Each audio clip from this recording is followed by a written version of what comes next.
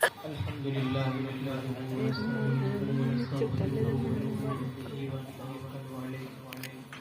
ونعوذ بالله من شرور انفسنا ومن سيئات اعمالنا من يهده الله فلا مضل له ومن يضلل فلا هادي له ونشهد ان لا اله الا الله وحده لا شريك له واشهد ان محمدا عبده ورسوله وبارك وسلم تسليما كثيرا پیچھے کا سب میں کیوں ہے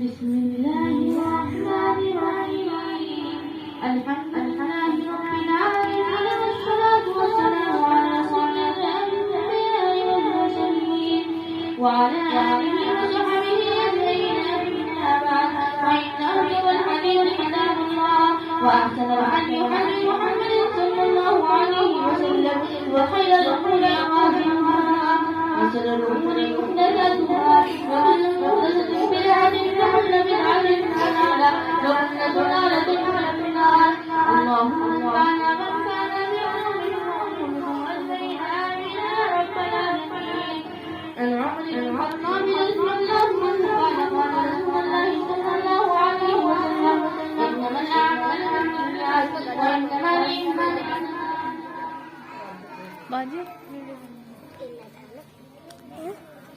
وإنما لكل ما نوى فمن كان حجته إلى الله ورسوله فحجته إلى الله میری بن نکل ومن كانت حجته إلى الدنيا يصيبها ہماری تو بنا لاسٹ بنا متفق عليه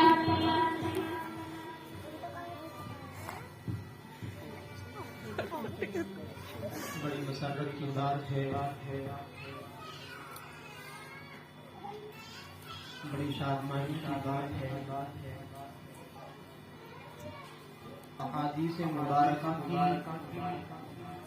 بنیادی کتاب اشکال مساوی کی ابتدا ہے پھولا ٹوائلٹ پہ ہمارے بزرگوں اور اسلاف و اکابر کا طور و طریق رہا ہے وہ یہی رہا ہے کہ کسی بھی کتاب کو شروع کرنے سے پہلے یہ تھوڑا سا گھمائیے اس کی ابتدا کرنے سے پہلے مصنف کے مؤلف کے کچھ حالات بیان کیے ہیں۔ وجہ اس کی یہ ہے کہ مصنف و مؤلف کے حالات سے اس کی کتاب اس کی تصنیف کا مقام و مرتبہ معلوم ہوتا ہے۔ اس لیے مصنف کے حالات کے بیان کیا جاتا ہے تاکہ اس کی کتاب کی عظمت دل کے اندر پڑ جائے اور بیٹھ جائے۔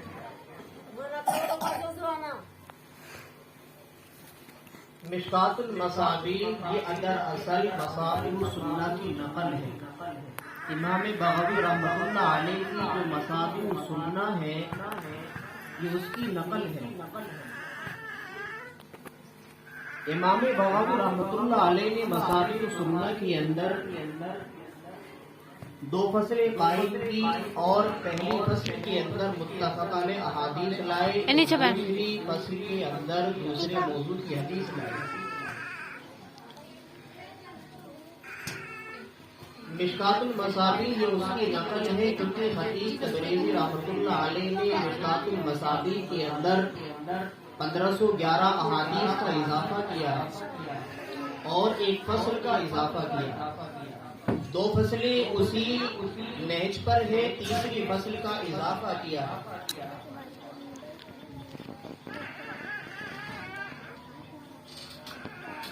ان کا نام ہے محمد ابن عبداللہ العمری الحطیب التبریزی رحمۃ اللہ علیہ۔ تبریز کے اندر اور وہیں پر سب کی بات انہوں نے علم حدیث حاصل کیا اور 737 یا 747 ان کی وفات ہے۔ بڑے پائے کے محدث رہے ہیں اور مشکات المصابیح کو اتنی مقبولیت حاصل ہوئی کہ مدارس کے اندر درس کے اندر پڑھائی جاتی ہے۔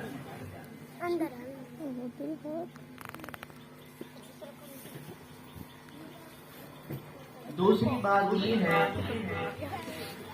کہ حدیث کلام نبی علیہ الصلوۃ والتسلیم ہے. حضور اکرم علیہ الصلوۃ والسلام کے جو کلام ہیں ان کو احادیث کہا جاتا ہے. مقدمہ شیخ عبدالحق محدث دہلوی رحمۃ اللہ علیہ آپ کے سامنے پڑھائے جائیں گے تو اس کے اندر احادیث کی اقسام کتنی ہے، احادیث کتنی ہے، یہ گملہ ہٹ جاتا ہے مولانا کے منہ کے آگے سے. یہ والا گملہ ہٹا دو، اس لیے کسی بچے سے ہٹوا دے والا اٹھا کر کو اس گملے کو اٹھا کر یہاں رکھ دے. جا ہمارے اندر حدیث پڑھنے ہونے کا کا نام جذبہ جا تو میرا نام نہ لے کدی وہ کہہ رہی اٹھا کر ارنگ رکھ دے گملہ وہ والا کچھ نہیں کہنے کی. زندگی کے اندر چینج ہو، جو جلدی ہماری زندگی کے اندر چینج ہونا چاہیے کہ ہم اللہ کے نبی علیہ الصلوۃ والسلام کا کلام پڑھ رہے ہیں. امام مالک رحمۃ اللہ علیہ ایک مرتبہ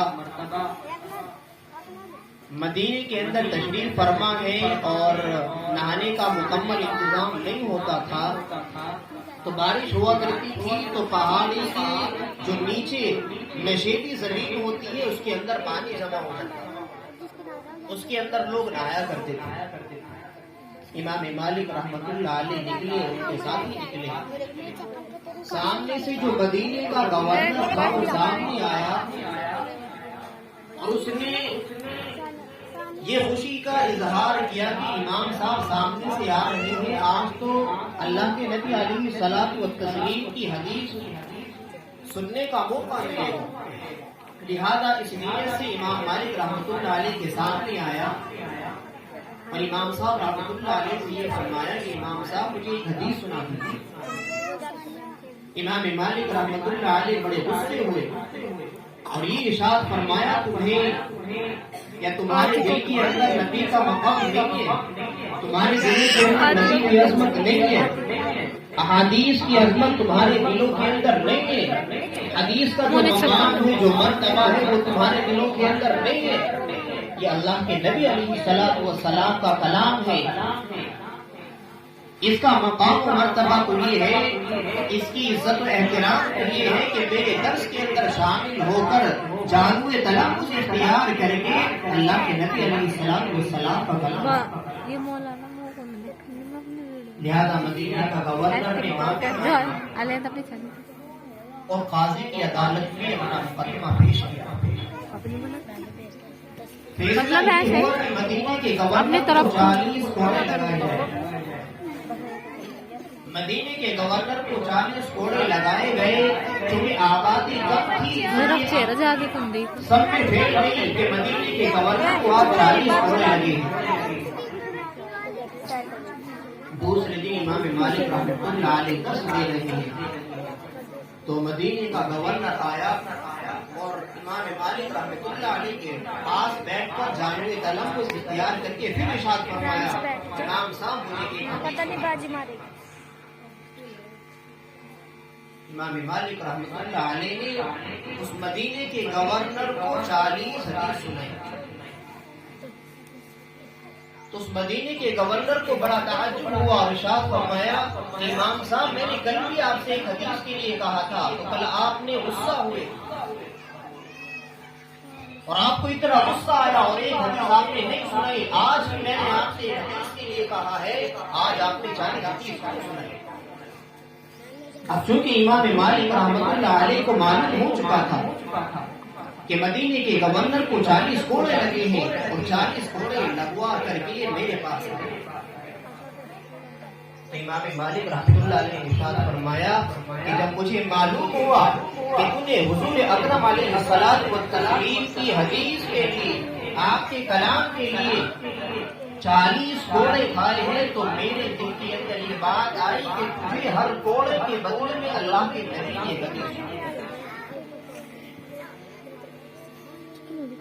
مدینے کے گورنر نے جواب دیا امام صاحب اگر مجھے یہ معلوم ہوتا کہ آپ مجھے ایک کوڑے کے بدلے میں اللہ کے نبی علیہ السلام کی ایک حدیث سنائیں گے تو میں کل قاضی کی عدالت میں 40 سے زیادہ پھوڑ مارا۔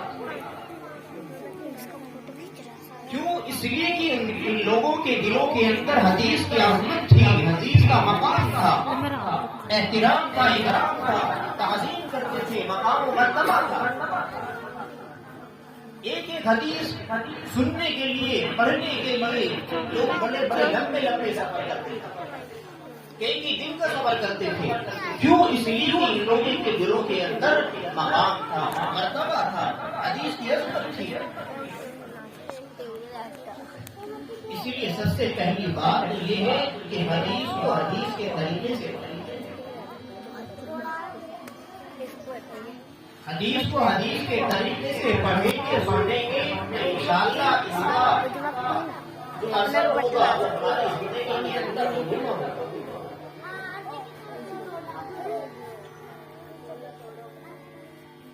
ایسے ہی ایک مرتبہ حضرت شعبہ رحمۃ اللہ علیہ اپنے اصحاب کے ساتھ جا رہے ہیں، راستے میں ایک بدماش ملے، ایک ڈاکو ملے جو اپنے گھر کی چوکھٹ کے ساتھ حضرت شعبہ رحمۃ اللہ علیہ کے جو ساتھی ہیں، ان کے جو اصحاب ہیں،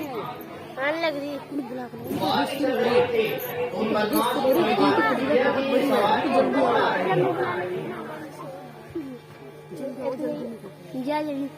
بدماش کو بتایا گیا کہ یہ امیر کی حدیث ہے، اللہ کے نبی علیہ السلام کو تصویر کی حدیث سناتے ہیں، یہ درس دیتے ہیں۔ حضرت شعبہ رحمۃ اللہ علیہ اور بدماش نے حضرت شعبہ رحمۃ اللہ علیہ کا راستہ روک لیا اور آپ کی سواری پکڑ لی اور یہ کہا کہ مجھے اللہ کے نبی کی حدیث سنا دے۔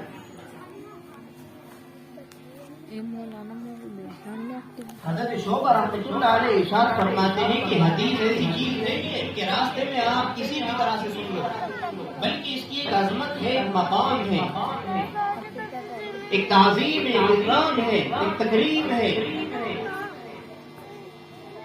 لہذا ان بدماشوں نے یہ کہا کہ اگر آپ سناتے ہیں یا آپ کو نہیں کر دوں۔ حضرت شعبہ رحمۃ اللہ علیہ پریشان ہو گئے کہ بدماش ہے، ڈاکو ہے، بدتمیزی کرے گا اور ہو سکتا قتل کر دے۔ اس لیے حضرت شعبہ رحمۃ اللہ علیہ نے کہا کہ سنو حدیث، اپنے سے لے کر حضور اکرم علیہ السلام تک اسانید گنائی کہ مجھ سے میرے استاد محترم نے، ان کو میرے استاد محترم نے، اور حضور اکرم علیہ السلام تک اسانید گنا کر یہ ارشاد فرمایا کہ حضور اکرم صلی اللہ علیہ وسلم کا ارشاد ہے کہ جب تو بے حیا ہو جائے، جب تیری شرم ختم ہو جائے تو تیرا جو چاہے دل کرے وہ کر لے، جو تیرے دل کے اندر آئے وہ کر لے۔ کیونکہ جب انسان کی حیا ختم ہو جاتی ہے، شرم ختم ہو جاتی ہے تو اس کو برائی کرنا آسان ہوتا ہے،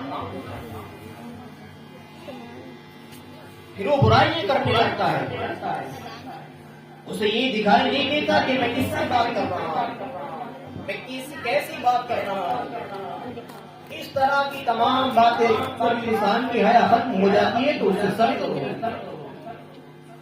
آج کا ماحول یہی ہے، بازاروں کے اندر دیکھو، دکانوں کے اندر دیکھو، شادی اور معاملوں کے اندر دیکھو، ہماری مائیں ہیں، بہنیں ہیں، بچیاں ہیں، سینہ کھلا ہوا ہے، کمر کھلی ہوئی ہے، چہرہ کھلا ہوا ہے، کپڑے آتے ہیں، کیوں؟ اس لیے کہ ان کی شرم و حیا ختم ہو جاتی ہے۔ جب انسان کی شرم و حیا ختم ہو جاتی ہے تو اسے برائی نہیں،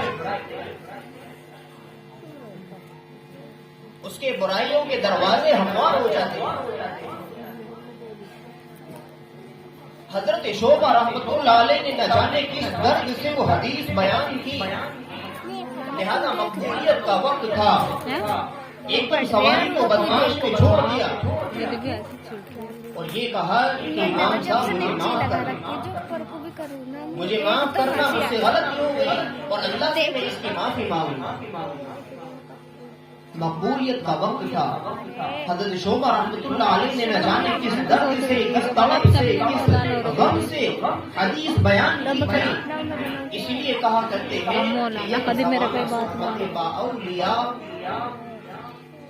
ایک زمانہ، ایک لمحہ اللہ والوں کی مجلس میں، اللہ والوں کی صحبت میں گزارنا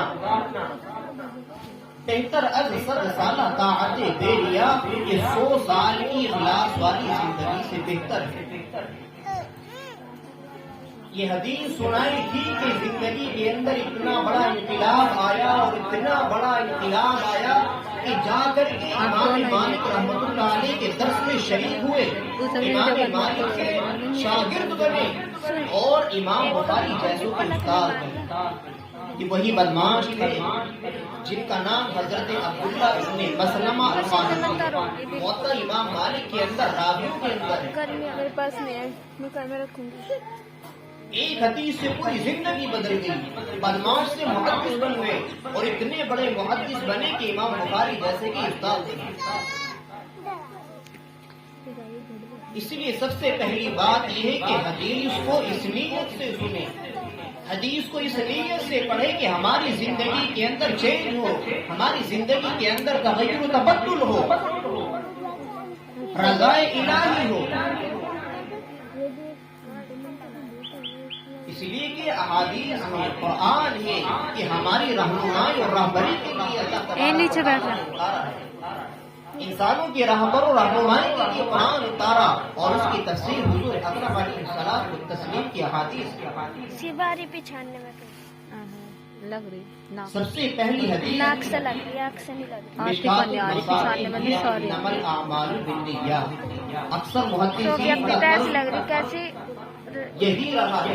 ابھی کتنا کھول خالی دیکھو اس کی. اس حدیث کے ذریعے سے کتاب کو شروع کرتے ہیں اور کھولنی بھی چاہیے، کیونکہ اس کے اندر جو حدیث آئی ہے انما الاعمال بالنیات، اس کے اندر نیت ہے کہ نیتوں کو پہلے درست کریں، اپنی نیتوں کو ٹھیک کر لیں. ہماری نیت آخرت ہونی چاہیے، ہماری نیت رضائے الہی ہونی چاہیے. ہماری نیت آخرت کی ہوگی تو یہ مقبول ہوگی. ومن اراد الآخرة وسعى لها سعيها، یہ مقبول ہوگی.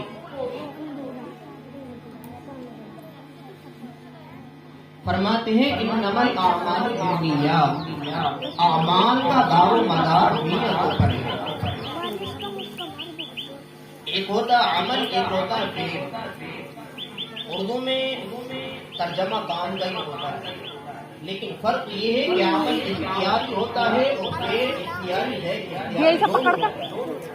فرق یہ ہے جیسے اللہ تبارک و تعالی نے ارشاد فرمایا یا ایھا الرسول کلوا من الطیبات واعملوا صالحا. افعلوا صالحا میں ارشاد فرمایا واعملوا صالحا کہ پاکیزہ کھائیے اور نیک اعمال. سکون سے نہیں بیٹھ. آرام سے بیٹھا نہیں جا رہا. دوسرے لفظ ہے ایک نیت. آگے کو ہو کے بیٹھ، سیدھے ہو کے بیٹھ، منہ آگے کر. ایک ہوتی نیت، ایک ہوتا ہے ارادہ. اس کے اندر بھی قدر فرق ہے. نیت کہتے ہیں کہ جس کے پیچھے مقصود ہو، اور ارادہ کہتے ہیں کہ جس کے اندر مقصود ہو یا نہ ہو.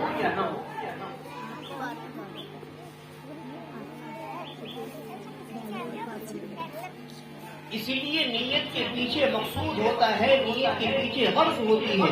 مثلا ہم نماز پڑھ رہے ہیں تو اس کے لیے نیت ضروری ہے. کس کا لے رہی ہے ڈاٹا؟ ہم زکوٰۃ دے رہے ہیں، روزہ رکھ رہے ہیں، اس کے لیے نیت ضروری ہے. اور جو ارادہ ہوتا ہے اس کے اندر نیت ضروری نہیں ہوتی. اس نیت کے اندر مجتہدین کا اختلاف ہے. امام شافعی رحمۃ اللہ علیہ ارشاد فرماتے ہیں کہ اگر نیت صحیح نہیں یا نیت نہیں کی تو اس کی عبادت قبول نہیں. مثلا کوئی راستے میں چل رہا ہے اور راستے میں کیلے کے چھلکے پر پیر آیا اور رپٹ کر کے وہ تالاب میں گر گیا. اب اس نے گرنے کی تو نیت نہیں کی تھی، یا وضو کی نیت تو اس نے نہیں کی تھی، لہذا جب وہ تالاب سے باہر نکلا تو وہ باوضو ہے احناف کے یہاں. لیکن امام شافعی رحمۃ اللہ علیہ ارشاد فرماتے ہیں کہ اس نے نیت نہیں کی تھی اس لیے اس کا وضو بھی نہیں.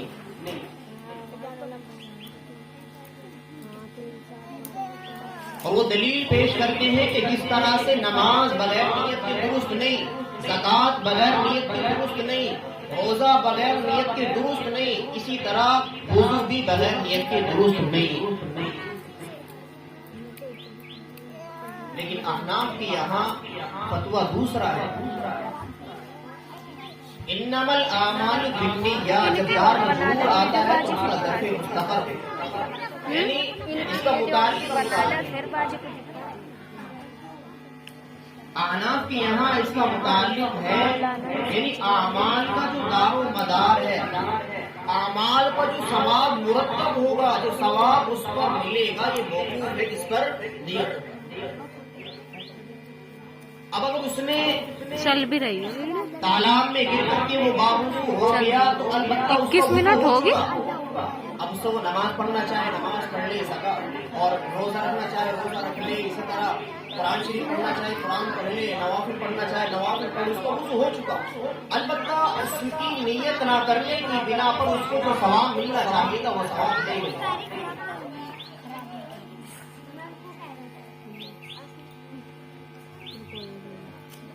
انما الاعمال بالنیات، اعمال کا دار و مدار ہے نیتوں پر.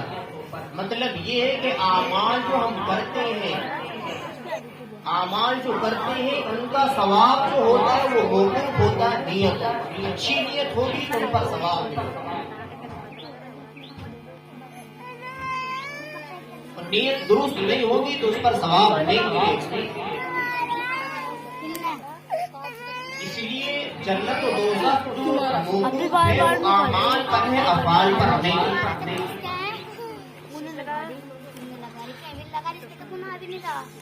آگے آنا انما الاعمال بالنیات وانما لامرئ ما نوى. انسان کے لیے وہی جس کی اس نے نیت کی، جس مقصد کے لیے، جس غرض کے لیے وہ نیت کر رہا ہے اسی کے لیے. فمن كانت هجرته الى الله ورسوله فهجرته الى الله ورسوله. لہذا جس شخص کی ہجرت ہوگی اللہ اس کے رسول کی جانب تو اس کی ہجرت اللہ اس کے رسول کی طرف ہوگی. اس حدیث کا شان ورود ہے معجم کبیر میں طبرانی نے اور سعید بن منصور نے ایک واقعہ بیان کیا ہے کہ حذیفہ رضی اللہ تعالی عنہ ایک صحابی ہیں، انہوں نے صحابی سے یہ کہا تھا کہ اگر آپ مکے سے مدینہ ہجرت کر کے آئیے تو میں آپ سے نکاح کروں گا. ان صحابی نے اسی مقصد کے لیے مکے سے مدینہ ہجرت کی تو اسی لیے ان کو مہاجر مخلص کہا جاتا ہے. یہ اس کا شان ورود ہے. تو حضور اکرم صلی اللہ علیہ وسلم نے ارشاد فرمایا فمن كانت هجرته الى الله ورسوله. جس شخص کی ہجرت اللہ اور اس کے رسول کی جانب ہوگی ان کا پڑھ ماری اس کی ہجرت اللہ اور اس کے رسول کی جانب ہوگی. ومن كانت هجرته الى يصيبها او امرأة يتزوجها. جس شخص نے ہجرت کی ایسی دنیا کی جانب جس کو وہ حاصل کرے یا ایسی عورت کی طرف جس سے وہ نکاح کرے فہجرته الى ما هاجر الیہ. اس کی ہجرت اسی طرف ہوگی جس کی اس نے ہجرت کی، اس کو وہی ملے گا.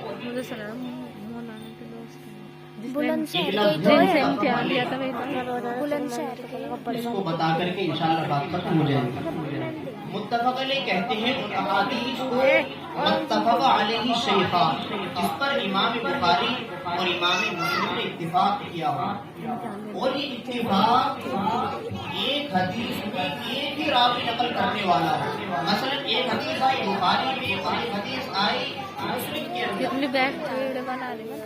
اگر ان دونوں کا راوی ایک ہے اس کو کہیں گے متفق تیری علیہ. ویڈیو کتنی بیسٹ بنا پر لیکن تو نہیں تو پھر وہ متفق علیہ حدیث نہیں ہوئی. اتفاق اسی وقت ہوگا جبکہ ایک ہی راوی دونوں کتابوں کے اندر حدیث کو لانے والا ہو، روایت کرنے والا. دوسری بات یہ ہے کہ جب بخاری اور مسلم کے الفاظ کے اندر تغیر و تبدل ہو، مثلا تھوڑی سی چینج ہو، یہ تو ہوگی پوری۔ امام مسلم رحمۃ اللہ علیہ نے جو اہتمام کیا ہے ضبط کرنے کا رکھا تھا وہ تو آئی بھی نہیں ڈنڈا لے کے لہٰذا اگر ایسی کوئی حدیث آئے گی جس کو سونپ اس کے رکھا تھا اندر ڈنڈا، الفاظ کو ترجیح دی جائے کون گی۔ کسی سونپ رکھا تھارا پردان دوسری بات یہ ہے کہ مشکات المصابیح باعتبار ہے کیونکہ مشکات المصابیح کے اندر تمام موضوع کی احادیث موجود ہے، جبکہ بخاری مسلم کے بعض مرتبہ ایسا ہوتا ہے کہ بخاری کے اندر وہ حدیث ہے مسلم کے اندر نہیں ہے، مسلم کے اندر ہے بخاری کے اندر نہیں ہے، ترمذی کے اندر ہے نسائی کے اندر نہیں ہے، اس طرح سے۔ لیکن خطیب تبریزی رحمۃ اللہ علیہ نے مشکات المصابیح کے اندر جو 1511 احادیث کا اضافہ کیا ہے وہ یہی ہے کہ تمام موضوع کی حدیث اس کتاب کے اندر موجود ہے۔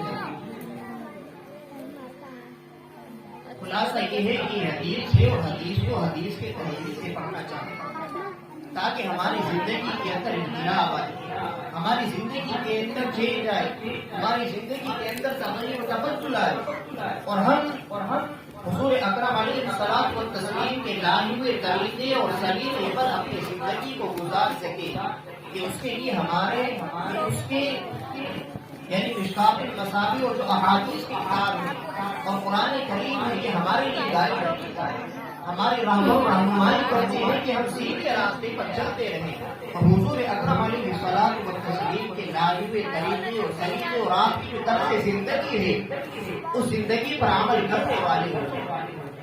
بس دعا یہ ہے کہ اللہ تبارک و تعالیٰ ہم سب کو عمل کی توفیق عطا فرمائے، احادیث کو صحیح پڑھنے کی اور صحیح پڑھانے کی اللہ تبارک و تعالیٰ توفیق فرمائے، آمین یا رب العالمین، وآخر دعوانا الحمدللہ رب العالمین۔